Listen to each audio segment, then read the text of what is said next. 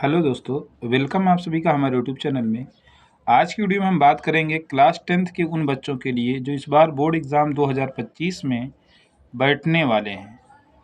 तो दोस्तों, grammar portion में मल्टीपल चॉइस क्वेश्चन जो OMR आता है 20 नंबर का, उसी में उस 20 नंबर में 5 नंबर जो है ये ग्रामर पोर्शन से मल्टीपल चॉइस क्वेश्चन पूछे जाते हैं। तो अगर आप इन्हें तैयार कर लेते हैं तो आने वाले 5 क्वेश्चन आपके बहुत ही आसानी से सॉल्व हो जाएंगे।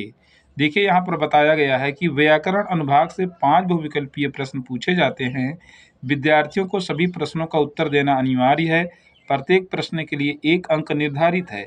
यानी कि 5 क्वेश्चन ग्रामर से ये मल्टीपल चॉइस से पूछेगा। बाकी ग्रामर के तो और भी सारे क्वेश्चन आते हैं, लेकिन मल्टीपल चॉइस से 5 क्वेश्चन पूछे जाएंगे। अगर आप इन्हें तैयार कर लेते हैं तो आने वाले पेपर में आप बहुत अच्छा करके अपने मार्क्स को, अपना परसेंटेज बढ़ा सकते हैं। दोस्तों, अगर ये टॉपिक अच्छी लगी हो तो चैनल को सब्सक्राइब, वीडियो को लाइक, कमेंट और अपने उन दोस्तों में शेयर ज़रूर करें जो इस बार बोर्ड एग्ज़ाम 2025 में बैठने वाले हैं। तो चलिए हम टॉपिक को शुरू करते हैं बिना किसी देरी के। सबसे पहला क्वेश्चन है, इसको आप देखेंगे ध्यान से। यहाँ लिखा है note choose the correct answer. मतलब यहाँ पर ABCD करके से 4 आंसर दिए रहेंगे, जिनमें से आपको कोई एक को चॉइस करना है। पहले हम क्वेश्चन को पढ़ लेते हैं। क्वेश्चन क्या है? क्वेश्चन यह है कि my son went to a party. मेरा पुत्र एक पार्टी में गया। ठीक है।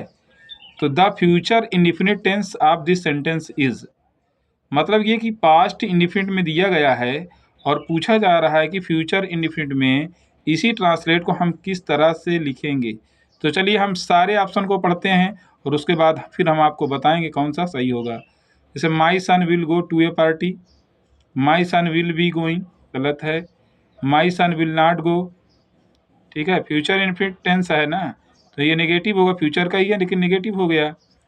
और ये क्योंकि यहाँ अफर्मेटिव है तो अफर्मेटिव ही चाहिए। My son will have gone to party, तो ये पहला वाला आपका सही होगा। पहला वाला आपका सही होगा क्योंकि यहाँ लिखा है my son will go to a party, यानी मेरा पुत्र एक पार्टी में जाएगा या मेरा बेटा एक पार्टी में जाएगा, यही सही होगा। बाकी के जो 3 ऑप्शन हैं BCD, ये रॉन्ग है। तो आपको सही वाला करना होगा। अगर आपने ऐसा किया तो आपका 1 नंबर अभी से आपके उसमें जुड़ गया अकाउंट में। तो ऐसे ही जब क्वेश्चन की प्रैक्टिस करेंगे ना तो आने वाला पेपर बहुत ही अच्छा आपका जाएगा। लेकिन आपने प्रैक्टिस नहीं किया है। प्रैक्टिस करें, याद कम करें बल्कि प्रैक्टिस करें। टेंस तो आपको आता ही होगा, और नहीं आता होगा तो हमारे चैनल पर वीडियोज़ अपलोड हैं टेंस की, प्रेजेंट फिट से लेकर बाकी सारे टेंस की लगभग है। ठीक है, उससे आप वॉच करके अपने नॉलेज को ग्रो कर सकते हैं। अब चलिए क्वेश्चन नंबर 2। क्वेश्चन नंबर 2 ध्यान से देखिएगा। आई वॉट एन अम्ब्रेला, मैंने एक छाता खरीदा। Change the sentence into negative, इसको नेगेटिव में बदलना है। देखिए आई बॉट है ना, और नेगेटिव इसका बनाना होगा, यानी पास्ट फिट है। नेगेटिव में डिड नॉट वर्ब की फर्स्ट फॉर्म, यही हमको चेक करना होगा कौन वाले सेंटेंस में ऐसा है। हैड नॉट बिल्कुल गलत, क्योंकि हैड नॉट आता ही नहीं है। विल नॉट ये भी नहीं है क्योंकि फ्यूचर का है। आई डिड नॉट वाला देखिए, हाँ, did not buy an umbrella, यही सही होगा क्योंकि पास्ट इंडिफिनिट में इंटू नेगेटिव, पास्ट मिनट का ही नेगेटिव ना। तो डिड नॉट वाला जो है कहाँ गया, ये सी वाला, ये सी ऑप्शन आपका सही है क्योंकि पास्ट मिनट में डिड नॉट लगता है, वर्ब की फिर फर्स्ट फॉर्म लगने लगती है। तो ये ऑप्शन सही है, यानी इसका मतलब कि 1 नंबर आपका ये भी काउंट हो जाएगा। 2 नंबर आपने पा लिया। ठीक है। अब उसके बाद question number 3, which of the following is correctly spelled. कह रहा है कि कौन सा वर्ड करेक्ट स्पेलिंग है। वंडर में ER आता है, गलत है। ब्लंडर में ER आता है, गलत है। थंडर में ER आता है, ये तो सही है। हाँ, स्प्लेंडर EN होना चाहिए, यहाँ AN दिया, इसका मतलब है कि सी ऑप्शन थंडर सही है। थंडर मीन्स होता है गरजना। उसके बाद क्वेश्चन नंबर 4।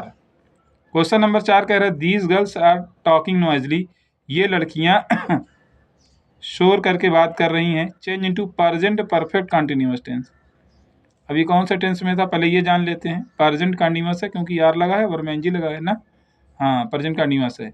तो change into present perfect continuous करना है। तो प्रेजेंट परफेक्ट कंटिन्यूअस आपको टेंस ये पता होना चाहिए, वहाँ पर सिंगुलर के साथ हैज बीन, प्लूरल के साथ हैव बीन। ये प्लूरल ही है तो हैव बीन आना चाहिए। दीज गर्ल्स के बाद हैव बीन आया है क्या कहीं, देखते हैं। दीज गर्ल्स वेयर नहीं है, दीज गर्ल्स विल बी नहीं है, दीज गर्ल्स हैव बीन, हाँ, ये वाला देखना ही को बनेगा। हाँ, क्योंकि ये प्रेजेंट में है और प्रेजेंट की बात कर रहा है ना, तो प्रेजेंट में हैव बीन ही आएगा। इसका मतलब सी ऑप्शन इसमें भी सही है। एक हैड बीन है मगर हमारा पास्ट में थोड़ी कह रहा है, क्योंकि सेंटेंस हमारा प्रेजेंट में है, तो प्रेजेंट परफेक्ट कंटिन्यूअस की बात हो रही है। ठीक है, सी ऑप्शन सही है। गलती से आप हैड बीन वाला ना कर दीजिएगा, नहीं गलत हो जाएगा, क्योंकि हैड बीन वहाँ भी आता है। ओके अब चलिए बात करते हैं क्वेश्चन नंबर 5 की। क्वेश्चन नंबर 5 क्या है? Why did he kill the bird? उसने चिड़िया या पक्षी को क्यों मारा? Change into future indefinite tense में कह रहा बदलो। फ्यूचर इंडेफिनिट जब बदलेगा तो विल लग जाएगा। Why will he kill the bird, यही तो ऑप्शन सही लग रहा है, लेकिन पढ़ लेते हैं। और फिर वाई डज गलत है, वाई हैज़ गलत है, वाई डू यू फ्यूचर में बोला था, तो यही ऑप्शन सही है 5A। एक नंबर आपका ये भी, यानी कुल मिला के आपका 5 नंबर क्लियर हो गया यहाँ से। अगर आप और भी सारे क्वेश्चन को पढ़ लेंगे और इसी तरह से प्रैक्टिस कर लेंगे तो बहुत अच्छा रहेगा, और एग्ज़ाम में आपका मार्क्स अच्छे से जुड़ सकेगा, और इस बार बोर्ड एग्ज़ाम 2025 आपकी मुट्ठी में होगा। तो दोस्तों आज की वीडियो हमारी यहीं तक, मिलते हैं नेक्स्ट वीडियो में। लेकिन जिन लोगों ने अभी तक चैनल को सब्सक्राइब नहीं किया है, अभी तक नहीं किया तो ज़रूर से ज़रूर करें, ताकि ऐसी इंपॉर्टेंट जानकारी आपको मिल सके। Okay, thanks so much, bye.